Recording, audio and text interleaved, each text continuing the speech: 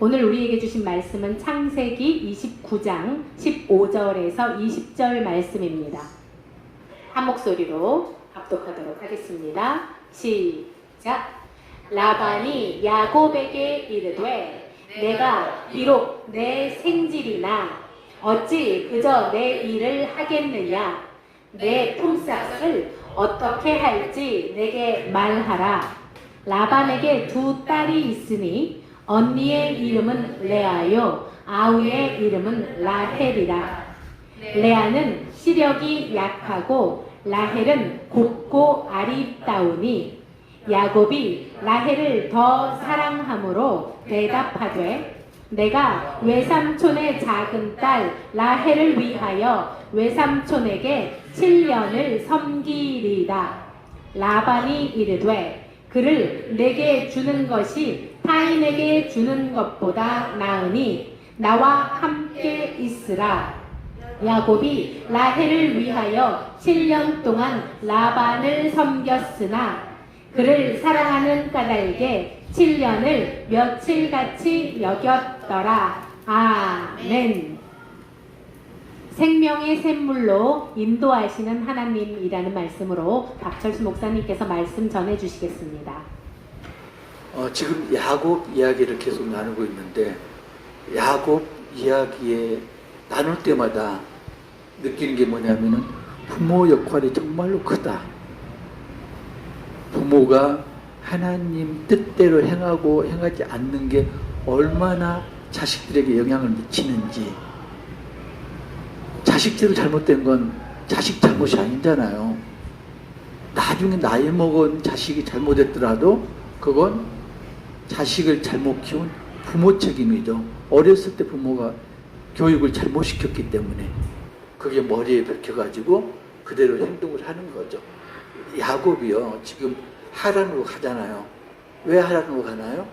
형 에서가 죽이겠다고 그러니까 목숨을 구하기 위해서 도망가는 거잖아요. 근데 야곱이 어떤 사람이죠? 이삭의 아들. 이삭이 40세에 결혼을 했는데 아이가 없어서 20년 동안 이삭과 리브가가 기도해서 얻으리 그런 아들이 야곱이죠. 근데 이삭이 아이를 달라고 기도를 했는데 하나님이 넘치도록 주셨잖아요. 쌍둥이를. 에서와 야곱을 주셨죠. 그런데 애들이 태중에서 싸우잖아요. 하나님이 말씀하셨죠. 큰 자가 어린 자를 섬기리라. 그러면 그 가족 모두는 이삭, 리브가, 에서, 야곱은 그 뜻을 전부 알고 있죠. 무슨 뜻인지 전부 아는데, 자, 이삭이 기도의 용사 이삭이 막상 아들이 태어나니까 지극히 세속적인 사람으로 바뀝니다. 세상에는 어떻게 하나요? 장자가 두 몫을 받죠. 장자 축복 두 몫을 받습니다. 재산의 두 몫을. 그걸 이삭은 머릿속에 계속 간직하고 있는 거죠. 근데 리브가는 반대로 하나님께서 말씀하셔서 에서가 아니라 야곱이 장자라고 말씀하셨어요. 그걸 머리에 담고 있는 거죠. 그런데 정말 잘못된 게 뭐냐면은 이삭과 리브가가 기도하면서 의견을 조율하고 하나님 말씀을 따르려고 했으면 좋은데 각자 도생을 하잖아요. 이삭은 이삭대로, 리브가는 리브가대로. 이삭은 에서를 사랑하고 리브가는 야곱을 사랑하고. 그 이유가 뭔가요? 이삭은 에서가 사냥한 고기를 좋아했고 리브가는 장막에 조용히 앉아있는 야곱을 사랑했고. 이유 때문에 버린 거예요. 이유 때문에. 그게 아니고 하나님께 주신 말씀에 따라서 애들을 키우는 목적을 알았다면은, 이유가 아니고 목적을 향해서 애들을 양육했다면은 따로따로 사랑하지 않죠. 편애하지 않죠. 그죠? 하나님 뜻대로 양육했을 텐데 이유를 가지고 지금 양육을 했습니다. 그러니까 그대로 되는 거예요. 얘들은. 에서는 아버지 뜻대로 아버지에게 더 사랑받기 위해서 더 열심히 사냥해서 더 열심히 고기를 갖다 드린 거고요. 그리고 야곱은 리브가가 조용한 걸 사랑하니까 마마보이가 됐고요. 이삭이 이제 늙어가지고 축복을 하는데, 장작 축복을 하려고 그러는데 에서한테 말하잖아요. 사냥감으로 별미를 만들어 오면 내가 너를 축복하겠다. 그 말을 누가 들어요? 리브가가 들었잖아요. 리브가 잔머리가 막 돌아갑니다. 하나님은 분명히 야곱이 장자라고 하셨는데 잘못하면은 에서한테 뺏기겠네. 하나님께서 작정하신 게 사람의 뜻에 의해서 바뀌어질까요? 그런데 리브가가 거기까지 생각을 못한 거죠. 그래서 야곱을 변장을 시켜서, 에서로 변장을 시켜서 축복을 대신 받게 하잖아요. 그걸 에서가 알고 죽이겠다고 벼릅니다. 그래서 리브가가 야곱을 친정 있는 하란으로 도피시키죠. 그런데 이제 이삭의 동의가 필요하니까 이삭에게 말하는데 뭘 명분으로 말하나요? 에서를 명분으로 걸어서, 에서를 빌미로 삼아서 명분을 만듭니다. 에서가 어땠나요? 40세에 결혼을 했는데 가나안 여인 중에서 2명과 결혼했더라. 그래서 그게 이삭과 리브가의 마음의 근심이 되었더라. 리브가가 이삭에게 얘기합니다. 에서가 그래가지고 내가 속이 아닌데 야곱까지 가나안 여인과 결혼하면은 내가 무슨 낙으로 살까요? 그래서 이삭이 야곱을 불러서 축복을 하고, 그리고 야곱이 밧단 아람을 향해서 떠납니다. 떠나다가 밤이 돼서 들에서 잠을 자는데 꿈속에 사다리가 있고, 사다리가 땅에서 하늘까지 이어져 있고, 천사들이 사다리를 오르락내리락 하는데 사다리 끝에서 하나님이 말씀하시죠. 아브라함에게 하셨던 언약을 재확인하시고 한 가지를 더 말씀하시죠. 내가 너와 함께 하겠다. 내가 어디에 가 있든지 무슨 상황에 있든지 내가 여기까지 돌아올 때까지 내가 너를 떠나지 않겠다. 야곱은 하나님을 처음 만난 거죠. 자기 신앙 고백을 2가지로 표현합니다. 첫 번째는 내가 무사히 이곳으로 돌아오면 여기에 제단을 쌓겠습니다. 두 번째는 11조를 드리겠습니다. 그리고 하란으로 갑니다. 하란으로 가는데 어느 날 들판에 있는 우물에 도착했습니다. 거기서 라헬을 만납니다. 그래서 외삼촌 라반 집으로 가서 거기서 생활하다가 라헬과 레아하고 결혼해서 계속 지냅니다. 그게 이제 오늘 본문 이야기예요. 우리가 저 짚어볼 게, 야곱이 하란을 향해서 가다가 들판에서 우물을 만났습니다. 그런데 그 우물에서 누구를 만났나요? 하란에서 온 목자들을 만났습니다. 목동들이 양과 함께 우물가에서 쉬고 있었어요. 이야기를 하다 보니까 라반을 아는 거예요. 그리고 말을 하죠. 라헬이 양떼를 몰고 물먹이러 온다. 자, 생각해 보십시오. 정수현 집사님 집에서 지금 예배를 드리시죠? 누가 정수현 집사님을 저기 밑에서부터 저기 땅끝마을 해남에서부터 좀 찾아왔어요. 수원에 있는 정수현 집사님을 찾아왔는데 그 사람은 수원을 처음 온 사람이에요. 뭘로 왔다? 걸어서 왔어요. 지금 오다가 더 밑에 병점쯤에서 카페에 들어갔어요. 너무 힘드니까 쉬려고. 그런데 카페에 몇 사람이 앉아 있어요. 이야기를 나누다 보니까 수원에서 왔대요. 반갑잖아요. 그런데 이야기를 하다 보니까 정수현 집사님을 아는 거예요. 그러고 있는데 조금 있으니까 정수현 집사님 들어왔어요. 그래서 만났습니다. 그러면은 정수현 집사님 찾아온 그 사람이 우연히 카페에 들어갔는데 우연히 거기서 수원 사람을 만났고, 우연히 정수현 집사님을 아는 사람을 만났고, 우연히 정수현 집사님을 만났을까요? 지금 야곱이 그런 거죠. 야곱이 하란을 가다가 우물가에 우연히 도착했고, 그 우물에서 우연히 하란 사람들을 만났고, 우연히 그 하란 사람들이 라반을 알고 있었고, 우연히 라헬이 양떼를 몰고 왔을까요? 그런 이야기를 하죠. 한 번 일어나는 일은 1회로 그칠 수 있지만 2번 일어나는 일은 다시 일어날 수 있다. 우연히 거듭되면은 우연이 아니라 필연이다. 이렇게 이야기를 하잖아요. 지금 야곱이 라헬을 만나는 과정.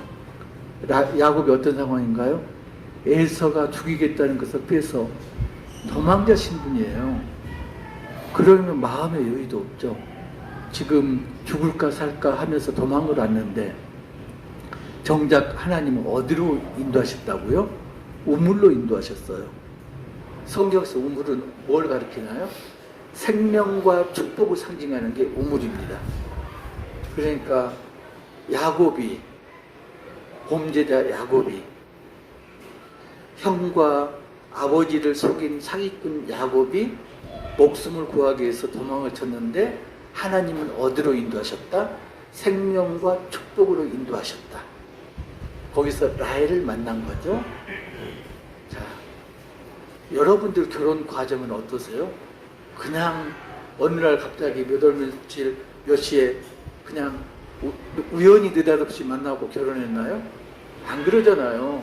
만나는 과정들이 고비고비 있었고 만나서도 헤어질 만한 충분한 사유가 있었고 그럼에도 불구하고 내가 인내하고 잘난 내가 참아야지 하면서 결혼했나요? 아무튼 결혼했잖아요. 그게 우연일까요? 우연히 겹치고 않고 필연인 거죠. 제가 제 결혼 이야기를 잠깐 했으니까 그 이야기는 빼고 제가 대학교 때 미팅을 나갔는데 그때는 이제 뭐 태릉 배밭이라든가 이런 데로 미팅을 나갔거든요. 야외로. 제 아내가 들으면 안 되는데 배밭으로 미팅을 나갔는데 정말로 마음에 드는 여학생을 만났어요. 그래서 저기 마음에 들면은 이제 둘이 이렇게 다시 애프터고 가고 그러잖아요. 그 자리에서 이렇게 이야기를 나누는데 이제 배밭에서 배를 먹고 이제 카페 다방으로 옮겨가지고 다방으로 그때 다방이었으니까 이야기는 정말로 말도 잘 통하고 이쁘고 마음에 쏙 들었어요. 그 여학생도 마음에 들었으니까 안 가고 이야기를 나누고 있었겠죠. 그런데 생전 처음으로 배가 아픈 거예요. 정말로 굉장히 급하게. 근데 사이좋게 이야기하다가 잠깐만 나 설사하니까 갔다 와 그런 말을 못 하잖아요. 잠깐만 하고 이제 나왔는데 그게 한 20분 지났나 봐요. 정말 전쟁이 일어나가지고 여학생 입장에서는 어떻게 생각했을까요? 마음에 안 들어서 도망갔나 보다. 그랬을 거 아니에요. 가보니까 없더라고요. 그러니까 만약에 그때 제가 배탈이 안 나가지고 그 여학생과 계속 사귀었다면은 뭔가 달라졌겠죠? 하나님께서 저는 그거 막으셨다고 봐요. 그래서 그걸 막고 우연히 새길로 셀 것 같은 그 길을 막고 그리고 정상적으로 돌아오도록 그래서 결국은 결혼을 시키지 않았는가 하나님께서 정하신 배우자와 이걸 이제 모세를 봐도 그런 이야기가 나오죠. 야곱이 애굽 총리였잖아요.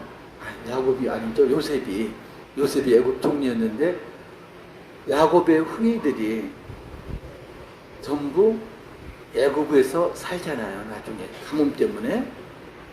그리고 400년이 지났습니다. 그동안에 애굽이 혼동스러웠죠. 외세의 침입도 받았고 정권도 막 교체되고 그래서 요셉이 애굽 총리였음에도 불구하고 조금 시간이 지나니까 외세 침입에 의해서 그잖아요.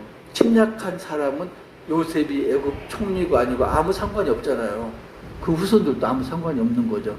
노예 신분으로 전락을 하죠. 400년 지난 다음에 하나님의 축복이 여전한 거죠.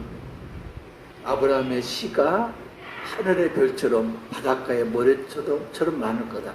그래서 히브리인들의 숫자가 막 늘어나니까 바로가 위기감을 느끼죠.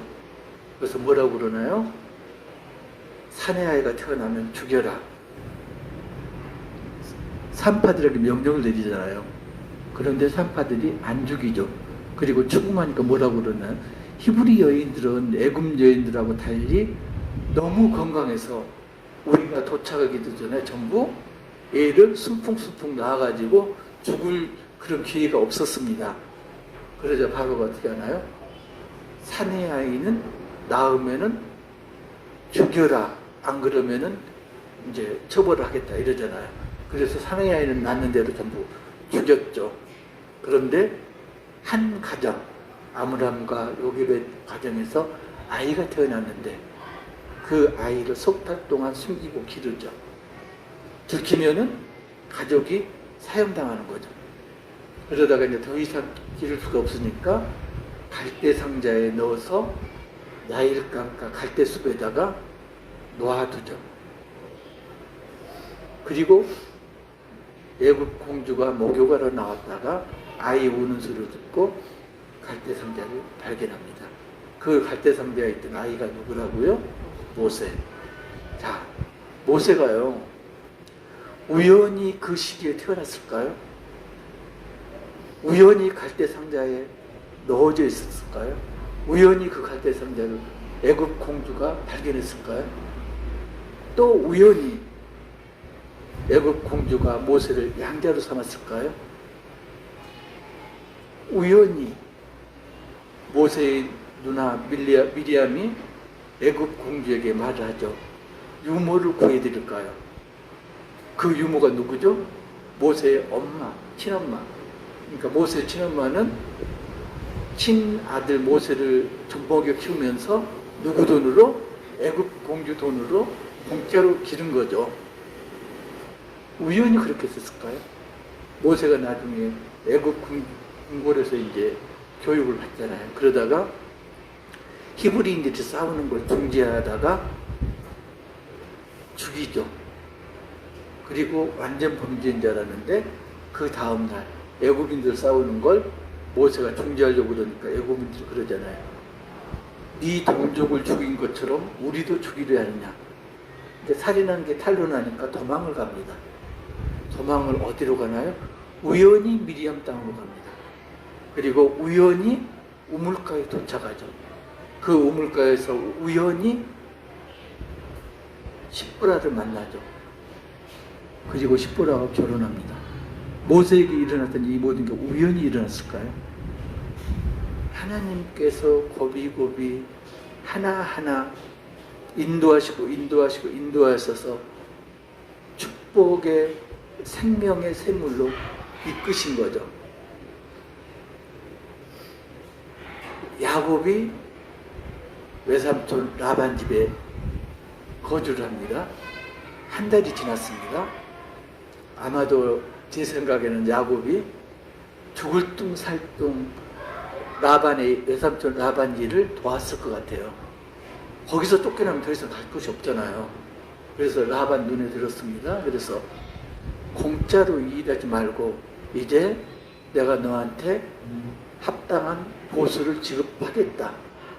근데 여기서 이제 라반의 잔머리가 불려지는 게 이제 들려요. 보통 우리 같으면은 조카가 그렇게 고생하면은 예 조카야 네가 하는 일이 보통 사람들 기준으로 100만 원짜리 일인데 내가 뭐 아주 부유한 건 아니니까 그냥 그 수준에 맞춰가지고 월급을 줄 테니까 일할 의향이 있니? 이렇게 물어보는 게 정상이잖아요. 근데 야곱한테 넘깁니다. 너 얼마 받고 싶어? 야곱이 그 지방 물정을 모르잖아요. 근데 얼마 받겠다 말할 수 없는 입장이잖아요. 50만 원 받겠다고 그러면 옳다고 나고 라반이 그럴 거고 200만 원 받겠다면 안 돼 이럴 거 아니에요. 근데 야곱이 어떤 걸 이야기하나요? 라헬하고 우물가에서 눈이 맞은 거죠. 외삼촌 라헬과 결혼시켜 주십시오. 그러면은 그 당시에는 이제 지참금이 있었으니까 지참금으로 7년 동안 무호수 일을 하겠습니다. 라반이 계산해 보니까 쏠쏠하거든요. 그래서 좋다. 7년을 봉사를 하면은 결혼시켜 주겠다. 이렇게 이제 이야기를 하잖아요. 저도 이제 그 엉뚱하게 케냐 추당 사위를 볼 뻔한 이야기를 제가 한 번 한 적이 있죠. 그죠? 못 들으신 분을 위해서 우리 애가 그 미국 대학에 입학을 한 다음에 우리하고 학기가 다르니까 1년을 이제 입학 거기서는 우리나라는 그러잖아요. 입학하고 한 학기라도 다녀야지 휴학을 시켜주잖아요. 근데 미국은 입학 허가를 받으면은 바로 휴학이 가능해요. 그래서 1년 동안 입학 유예를 하고 그 하와이에 있는 기독교 학교 6개월 단위로 이렇게 하는데 거기를 이제 갔어요. 그 나중에 2개월 아우리치를 갔는데 어디로 갔냐면 케냐로 갔어요. 아침에 일어나 보면 사자는 안 보이지만은 기린이 이렇게 내려다보고 있대요. 그런 데로 이제 전도를 갔었는데 어느 날 이제 젊은 남자가 온 거예요. 그 이야기하다가 지참금으로 양 3마리 줄 테니까 나한테 시집와라. 그런데 그게 첫 번째, 두 번째, 세 번째 부인으로 그래서 이제 거절을 했다는 그런 이제 후일담이 있습니다. 아무튼 지참금이 지금도 이제 존재를 하잖아요. 지참금으로 7년 동안 일하겠습니다. 그리고 7년 동안 일을 합니다. 그런데 야곱이 라헬을 너무 사랑해서 7년이 며칠같이 여겼더라.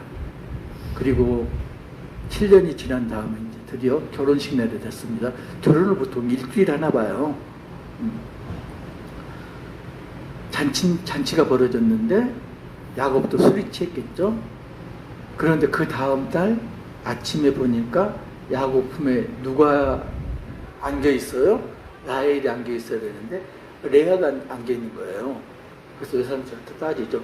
이게 도대체 어떻게 된 일이냐? 라반이 대답을 합니다.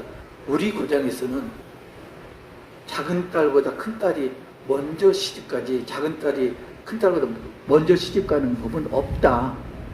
그러니까 만약에 라헬을 정말로 또 결혼하고 싶으면은 다시 7년을 봉사를 해라. 결국은 야곱이 14년을 무보수 지참금 일을 하잖아요. 그런데 여기서 보면요. 정말로 우연같이, 우연이지만 우연이 아닌 게 뭐냐면요. 야곱이 어떻게 했습니까? 아버지를 속였잖아요. 그리고 형 에서를 속여서 장자 명분을 빼앗았잖아요. 주도적인 역할을 한 게 지금 야곱이죠. 근데 라반이 주도적으로 역할을 하는데 작은 딸이 결혼할 걸 빼앗아가지고 큰 딸에게 준 거잖아요. 그리고 라반은 누구를 속이나요?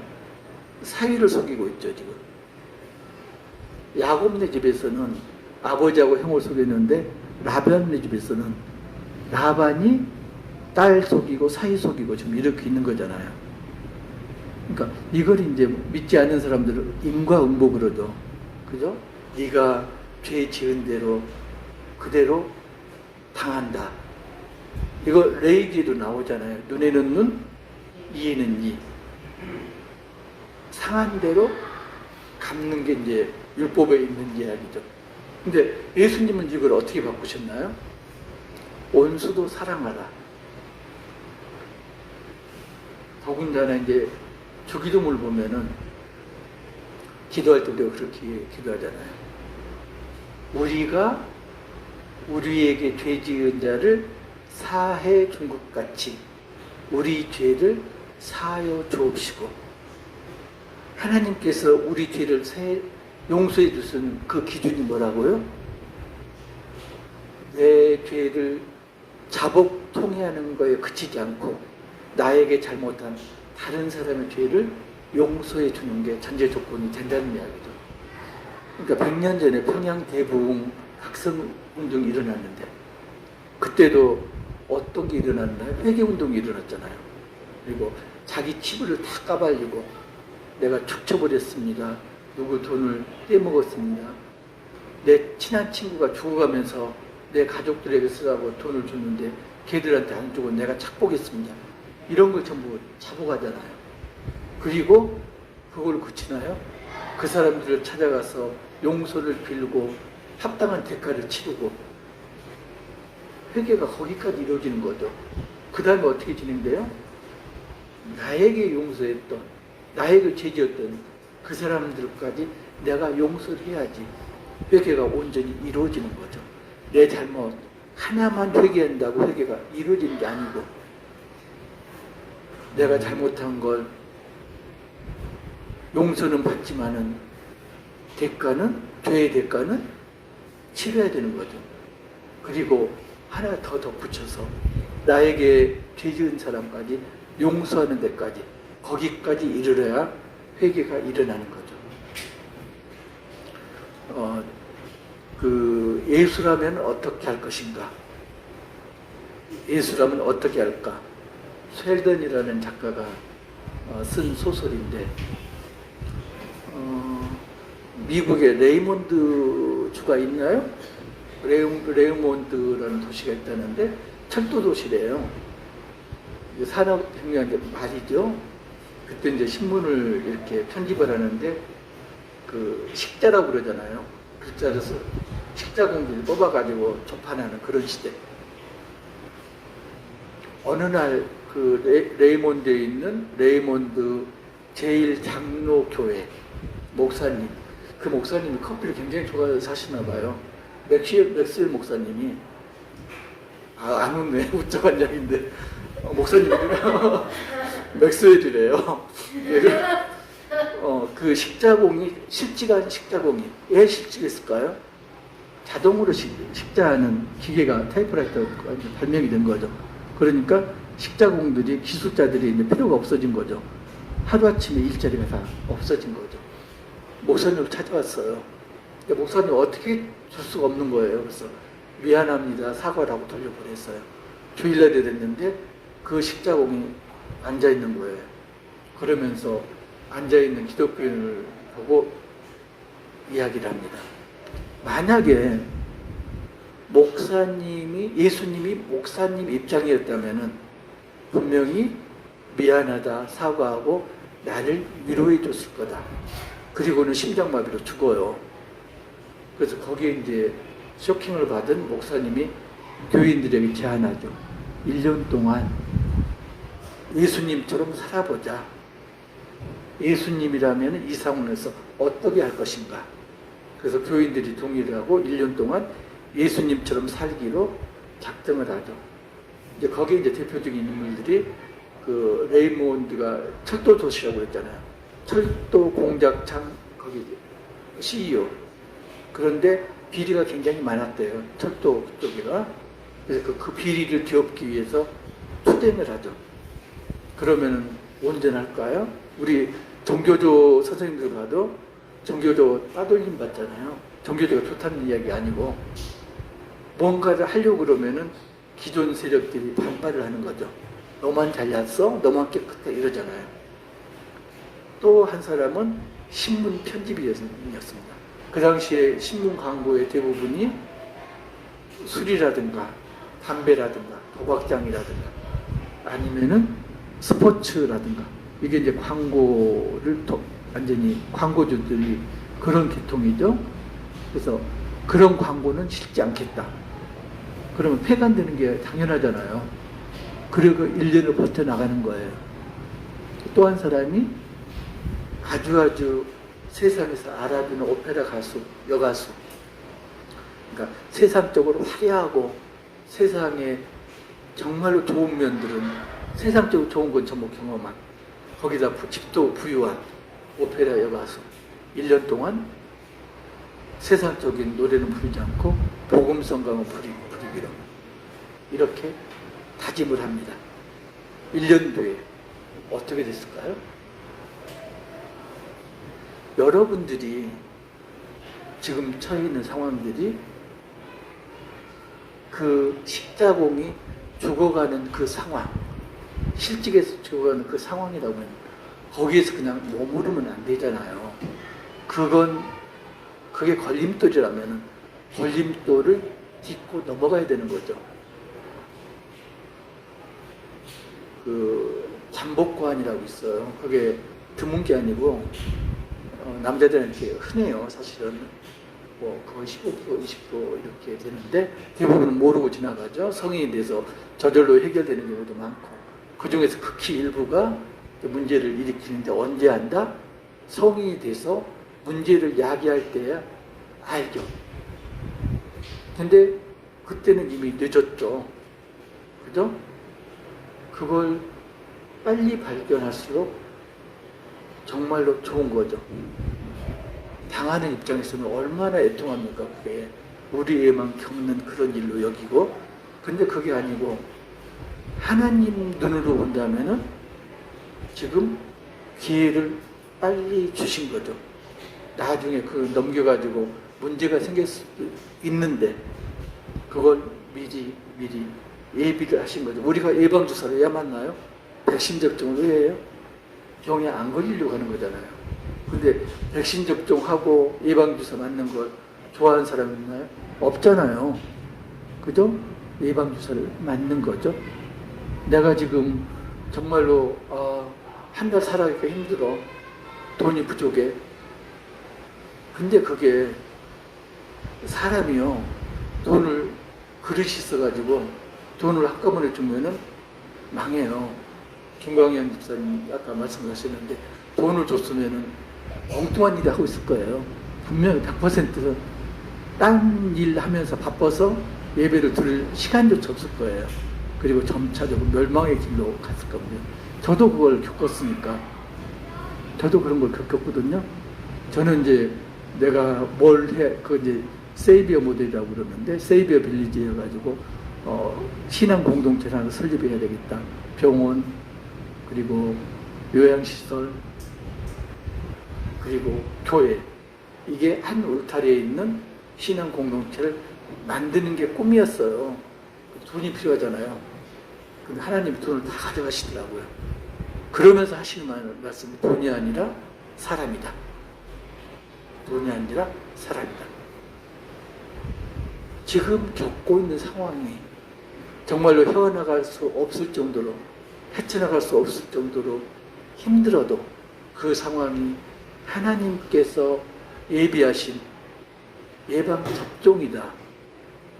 더 큰 것을 주시기 위해서, 아니면은 더 큰 걸, 크게 망하는 걸 예비하기 위해서 미리미리 접종하시는 거다. 이게 지금 걸려 넘어지는 걸림돌이 아니고 디딤돌이다. 하나님께서 인도하시는 걸 모르고 따라가면서 투덜투덜 하잖아요. 왜 이렇게 돌멩이가 많아? 왜 이렇게 길이 안 좋아? 왜 이렇게 진창이야? 그런데 결국은 하나님이 어디로 인도하신다? 우물로 인도하신다. 샘물로. 샘물이 뭐라고요? 생명과 축복.